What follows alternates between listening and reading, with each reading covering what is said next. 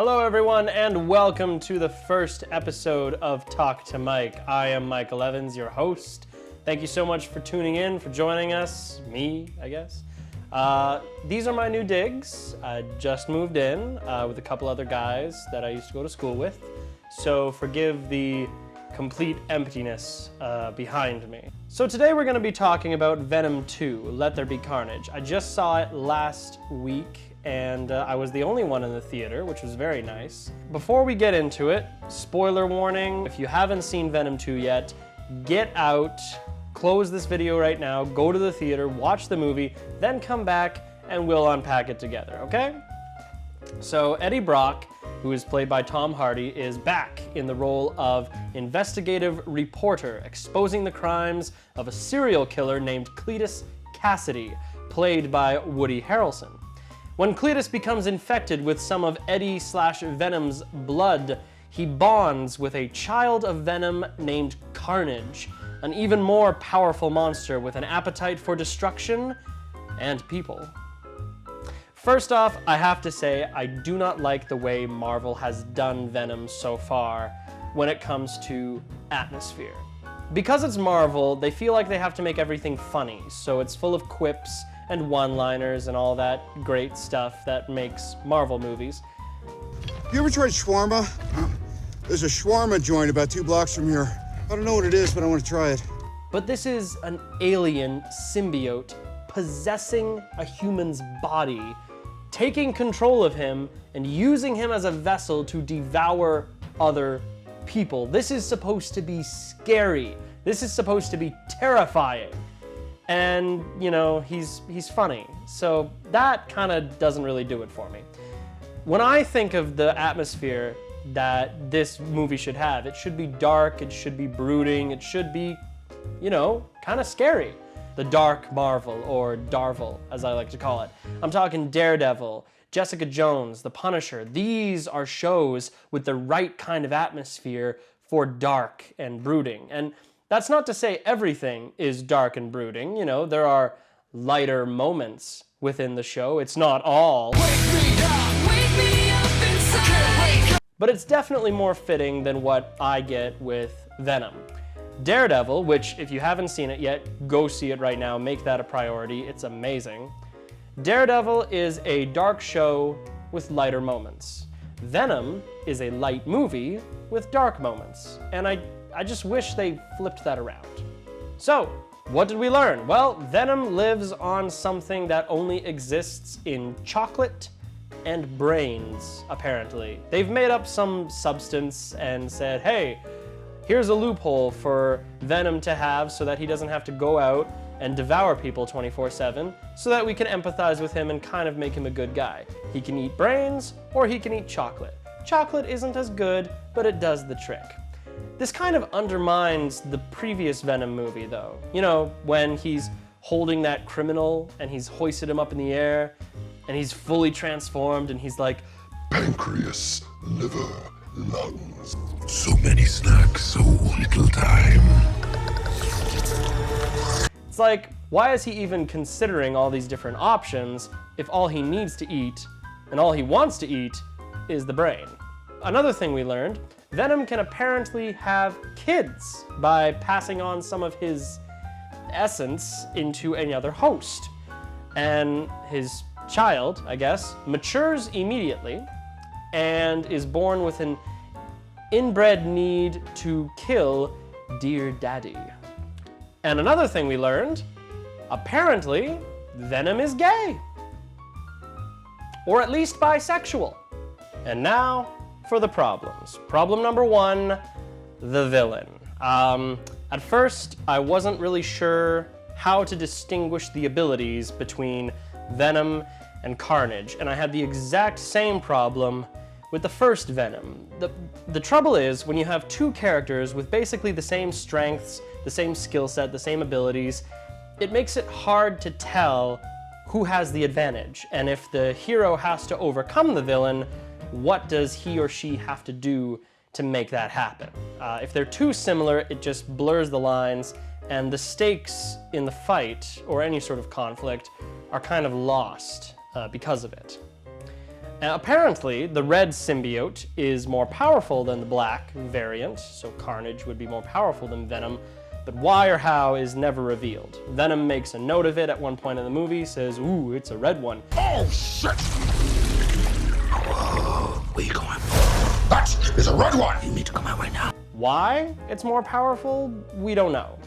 And you might be thinking maybe that's not important, but it's important to me! Red Venom versus Black Venom is basically Liquid Terminator versus regular Terminator. The Red Venom, or Carnage, has certain abilities that are more powerful than Venom. He can manipulate his body for the most, that's the main thing. He manipulates his body in ways that Venom can't. My main issue with the villain is that there is no real explanation as to why Carnage wants to kill Venom. The only explanation we get is one line that Carnage says where he mentions that one of them needs to die. Why that is, why Carnage wants to kill Venom, never explained, and the one line that they give us doesn't really say much. Other than all that, Woody Harrelson is fantastic, as always. Issue number 2, plot holes, and almost exclusively surrounding the romantic interest of the villain, Cletus Cassidy's girlfriend. I don't even remember her name. That'll tell you how memorable she is. She has these abilities, these superpowers, right? How she got them, never explained. What she is, never explained. I think she's a mutant. You know, it might be them beginning to work that X-Men sort of franchise in, because her abilities are virtually identical to Banshee's from X-Men First Class, only with less control, less precision. But still, zero explanation as to who she is, where she got her powers, why she got her powers, or any of that. This one is a little nitpicky, but it pulled me right out of the movie. So, this girlfriend that Cletus has, they met in a home where they were both raised as children, a home for rejected kids, right? So she spends her childhood in the home, okay? Then from that point on, she's in a prison of sorts for 26 years, okay? So she's in prison, Cletus and Carnage team up, and they bust her out. And he's in a fancy car or whatever, and she gets in, and she starts driving it, and it's this whole wild ride. My question is, if she's been in a home for childhood, and then in prison for 26 years, where the heck did she learn how to drive? Issue number 3, the final fight. So earlier in the movie, Eddie is in the kitchen. He's feeling depressed because he just found out that his ex is marrying some other guy, whatever, drama. And Venom has his crazy tentacle things, whatever, going out of his back and going around the kitchen doing all kinds of stuff. He's frying eggs, he's making a smoothie, he's got one tentacle like down the stairs on another level, getting the mail. So, you know, he can do some pretty neat stuff. All that goes out the window in the final fight. It's like he forgot that he could do that. All of a sudden, he's just a big, strong guy with claws and teeth. There's some mention of Venom and Eddie being a good match, you know, being symbiotic, and Carnage and Cletus not being a good match. I find that hard to believe, first of all, given their respective personalities. I mean, Cletus Cassidy is a serial killer, and Eddie Brock is an investigative reporter. One of these things is not like the others. One of these things doesn't belong. What's the lesson here? That opposites attract? Anyway, the fact that they are a good match doesn't appear to have any significance in the final outcome of the fight. They defeat Carnage the same way they defeated the villain in the first Venom, with a big explosion. The end credits scene teased a connection with Spider-Man, which I'm not quite sure how they would go about doing that, because they're both heroes now. I mean, classically, Venom is a Spider-Man villain, but they're both heroes in this, you know, version. So is it gonna be a Civil War type thing? Are we gonna be engaged in debates online? Are you Team Spider-Man or Team Venom, you know? Tom Hardy or Tom Holland? Oh, I almost called him Hiddleston. There are so many Tom H's, British Tom H's, it's ridiculous. We could see something interesting with a connection with Spider-Man.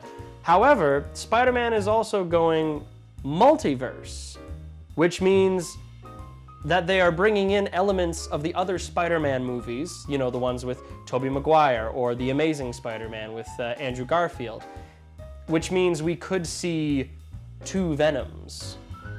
You know, Tom Hardy's Venom and then Spider-Man 3's Venom. Good God, I hope they don't go that route. I give this movie a 3 out of 5, just for being better than the first Venom. Thank you so much for tuning into the show. Be sure to click subscribe and hit the bell icon for updates on more content coming your way. This has been Talk to Mike. I'm Michael Evans, and I'll see you around.